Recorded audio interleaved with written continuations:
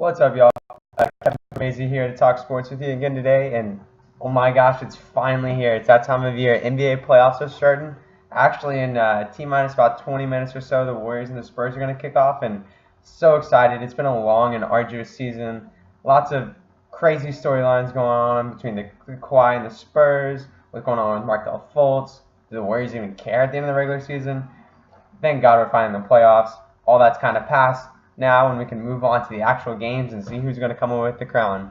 Right now, of course, I feel like the Rockets are probably the favorite heading into the playoffs. That's where everybody has them, but can't forget about those Warriors there in the West. Ended pretty horribly down the stretch. They went 7-10 and lost 17 games and really struggled. But it seems like they're struggling a little bit more with motivation than anything else. Of course, I haven't had Curry for a large stretch of that, and that's really hurt them. Offensively, they go from the best team in the league to just an average, a little bit above average offensive team without Curry on the floor. So him not being out there for the first round series might make it a little interesting against the Spurs. Warriors still probably win that series, but still, needless to say, these Warriors got to get healthy if they want to make another run. And then if you go over to the East, LeBron and company are a 4 seed this year. It's the lowest he's been in probably 8 or 9 years, I think, if I can remember correctly. A 4 seed in the East. And the East isn't that great this year. I mean, they have some good teams up top in Toronto, and Philly's played well. Boston, I think, after the Kyrie injury, realistically, I don't think they're going to be able to score enough to actually make it to the finals this year. I mean, they're great coach and Brad Stevens there, but to actually be able to put it all together, you have to have that isolation scorer, the Kyrie Irving that can kind of take over games late, and they just don't have the pieces right now. But LeBron and company's a 4 seed. It's crazy to me, and there's been a lot of turbulence going on with the Cavs, and really they were really close to finishing on the 3rd seed if it weren't for the 76ers just going on a magical, I believe, 16-game winning streak to end the season. And how the 76ers look like a team that is going to be a force in the East for years to come. Between Ben Simmons, Joel Embiid, and largely their winning streak has been without Embiid this year down the stretch. And so you add Embiid back into that fold, and all of a sudden you have the dominant scorer down low in Embiid, and the Magic Johnson-esque Ben Simmons running the point, who can defend 4 or 5 positions. He can pass, make virtually any pass in the game, and has incredible vision. Now, Ben Simmons can't hit free throws, so we'll see how that comes into play when they get in these tight games down the stretch.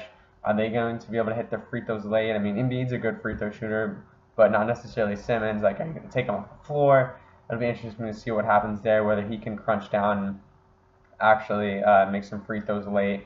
But, man, the magical run they've been on the last month or so, it really makes me think that maybe the Sixers are going to be a force in this year's playoffs. I feel like in the East, it's really down to about 3 teams. Boston, because no Kyrie, I don't feel like they have a chance. So I think it's really down to the Cavs, Raptors, and the Sixers. And, I mean, of those teams, I don't really trust the Raptors. The Raptors can't play Cleveland. For whatever it is, they have a mind block where they go from excelling against virtually every other team to when they play Cleveland, they just collapse. And so until I see the Raptors actually make that move and finally get over the hump, it's really hard to pick Toronto in any series against Cleveland. And remember, LeBron James is still the best player in the world. After all the turbulence this year, he's put up some amazing stats, and the dude didn't play defense for half the year, and his team still won, I believe, 50 games in the season. So I feel like we're going to see LeBron pick up the defensive intensity a little bit.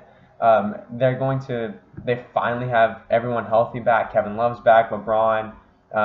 I'm not sure what's going on with Rodney Hood, George Hill, but I think they're going to be okay for the playoffs. Finally, they're getting their whole ensemble back together, and it looks like the Cavs are going to be a force to be reckoned with in the Eastern Conference playoffs again. And then if you look at the 76ers, the 3rd team I think has a shot. I mean, realistically, are they just too young? I mean, I know that's kind of a cliche thing to say in sports, but they're really lacking that experience. Do we think that Ben Simmons in a potentially Game 6, a Game 7 versus LeBron is going to be able to make the play late against the greatest player in the world today?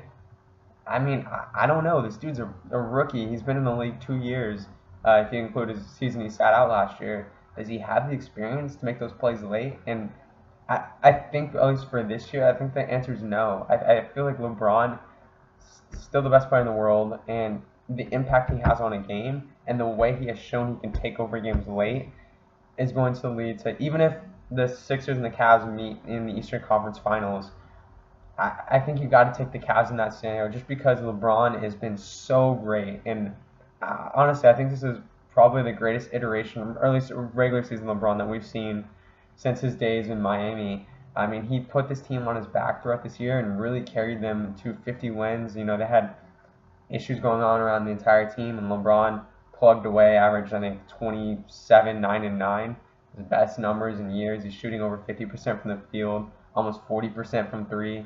I mean, he does have the weak spot. He's not a great free throw shooter, and I mean, that's long been a knock of LeBron, but heading into this playoffs, it seems like LeBron just at an all-time high confidence-wise, and maybe that's not true for the rest of the team, but I think LeBron has shown us time and time again that if he's confident and he's clicking, there's hardly anybody in this league outside of maybe Golden State and Houston that can knock him out. And so I would have to say, for me, I feel like the Cavs are going to be coming out of the East. I don't think it's going to be as easy of a run as it has been in previous years. I feel like it's a good Indiana team they're playing in the first round. Although I do feel like the question is more, how many will Indiana be able to get a game or two from Cleveland rather than can Indiana win the series.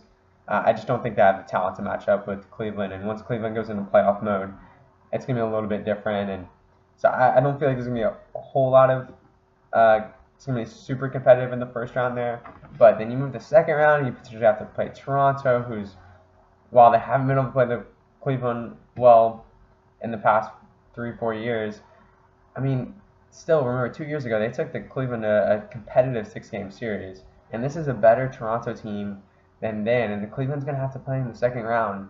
So it'll be interesting to see how that shakes out. I think Cleveland's going to be a little bit battered going into the finals, but I don't think it's going to be quite as competitive as the Western Conference playoff race. I think right now the West is going to be a dogfight. I mean, I could see any number of teams making it to the finals from the West. I think Oklahoma City has a shot, Utah has a shot, Houston, and Golden State. I think all four of those teams could potentially make it. Now, realistically, I think it's going to come down to Houston and Golden State. Oklahoma City and Utah would have to go on a magical run to be able to knock off those teams. And I think they would have to potentially knock off both teams, which is, if you have to knock off both Houston and Golden State, that's going to be a rough go for any team in the playoffs, just as well as those two are playing. But, I mean, you're going to have a slugfest through all these opening round series. I mean, you start off with Houston and the Timberwolves. I mean, I feel like Houston's going to win that one pretty handily, but who knows if Karl Anthony Towns can take advantage of the interior defense of the Rockets. Capella's a good defender down low, but, I mean, is Ryan Anderson going to be able to guard Karl Anthony Towns to get switches? I think there's room for Karl to kind of take over some games down the stretch. And then also, I mean, don't forget, Jimmy Butler is an all-NBA player there for the Timberwolves. And so, while maybe the Timberwolves don't click on all cylinders, kind of like the Rockets do, they might be able to steal a game or two. I mean, at the end of the day, the Rockets are going to win the series. They're the much better team, way more talented, and they've really come together as a unit. They're a better defensive team than the Timberwolves, even though the Timberwolves have an all-NBA defender in Jimmy Butler there on the wings. And then you go to the 2-7 matchup, one that kind of hits close to home to me. I'm a big Spurs fan, so Spurs-Warriors. I think if you had told me last year we were gonna have a Spurs-Warriors rematch in the final or in the Western Conference playoffs, I would have been all about it. I like many people thought the Spurs had a chance of winning that last year if Kawhi stays healthy. Of course, this year storyline's way different. No Curry, no Kawhi. What is the series even gonna look like? What's the complexion gonna be? Is Aldridge gonna be enough to try and carry the Spurs team past the Warriors?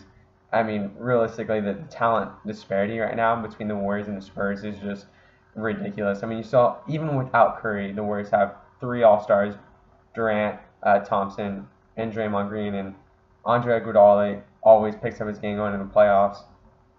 So, I mean, realistically, it's probably a 5 or 6 game series, but don't count out these Spurs.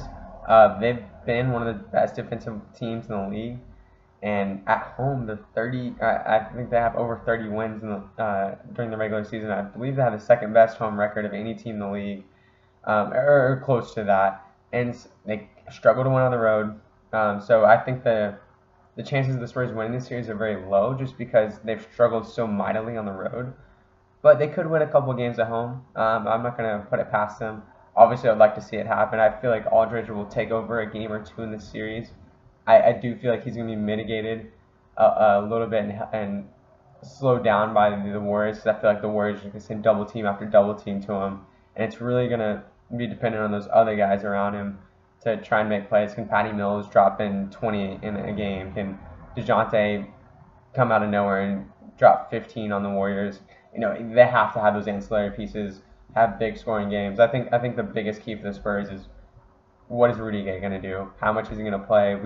In order for the Spurs to have any chance, he has to be close to the dominant scorer that he was throughout the rest of his career. If he can get anywhere close to 20 a game, I mean, realistic, I think that's the only chance they have, because while they're great defensively, they struggle mightily at times to score the basketball. And this Warriors defense, without Curry, they are probably the best defensive team in the league. I mean, they can switch it 1 through 5. I mean, you can run out a lineup with Livingston, Thompson, Green, Durant, and whoever you want to throw at the 5, Iguodala probably.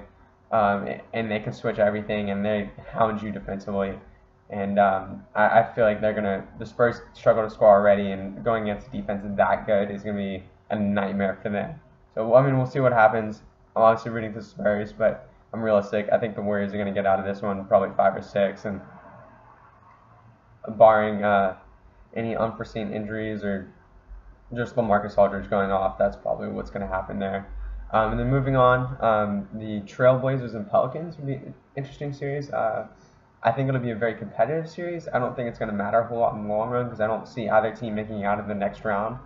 But Anthony Davis, can he finally win a playoff game in New Orleans? What is Damian Lillard, CJ McCollum? Are they going to be able to take over a series? It'll be interesting to see. Maybe not one that I'm as intrigued by. I think the other 3 matchups are a little bit more interesting to me, just because Rockets, Warriors have a chance to make the finals. And then I feel like the best playoff matchup in the opening round is Oklahoma City and Utah. Both these teams I feel like could be potential Western Conference Finals teams. Both I feel like could make it to the finals. They have a ton of talent. Utah's been playing out of their mind recently. Their defense is far and away been the best in the league over the past couple months. They've been like 29-5 in the last 34 games.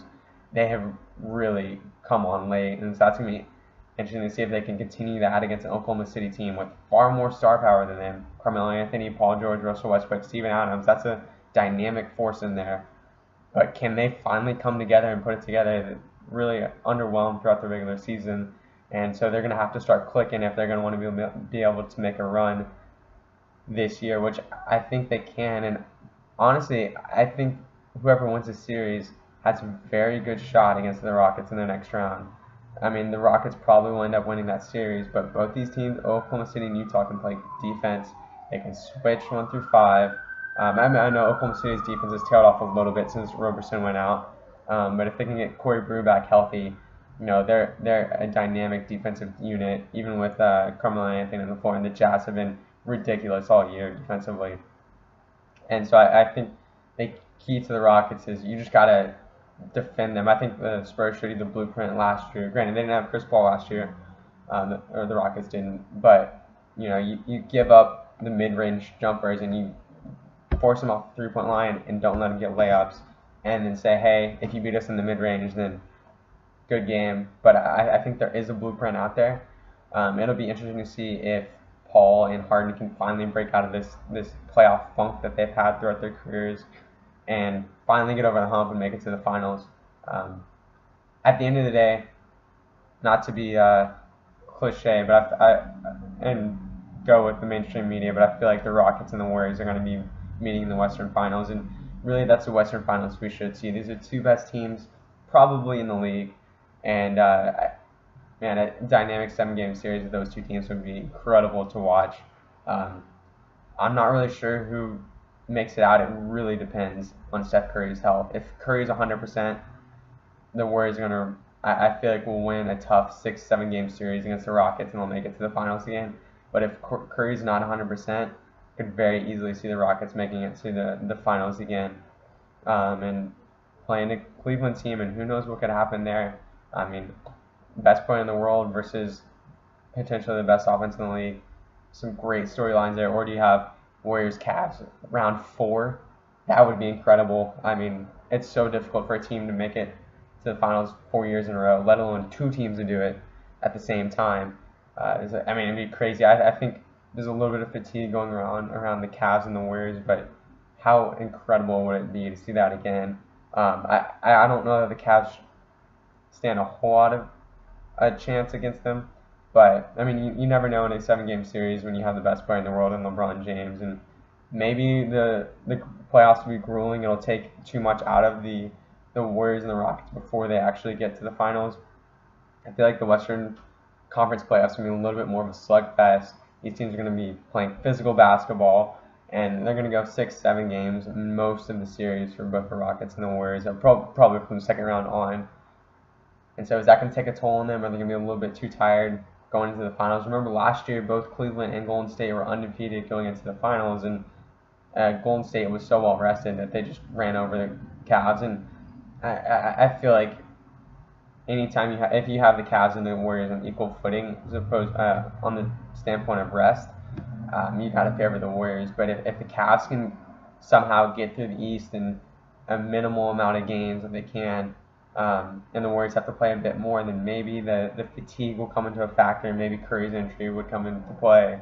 Or for the Rockets, the same. Maybe there'd be a fatigue factor, and maybe LeBron can steal a series from probably a better team. I mean, you never know. Maybe Cleveland will flip the switch defensively. I don't think that's going to be a huge realistic possibility, just because it's so hard to flip a switch defensively. I mean, you can put in more effort, but if you haven't been playing with that under a good defensive scheme all year, it's going to be really tough to all of a sudden be like, oh, okay, we're going to commit defensively. You have a tendency to fall back into old habits. So I think Cleveland's going to have to outscore the team they play to win, and I don't know if they can outscore both Golden State and Houston. So I think the favorite is probably going to be the team coming from the West, but it just depends on how grueling their path to the finals is. Anyways, those are my thoughts about the playoffs. Hope you enjoyed it. I'm looking forward to this game. I think the Warriors Spurs are starting right now. Go Spurs, go! We'll see what can happen. I'm not going to hold my breath if they pull off the win against the Warriors, but you never know. We play the games because crazier things have happened in sports. So thanks for joining me, guys. We'll have another episode up again in probably a week or so. Thanks. Bye.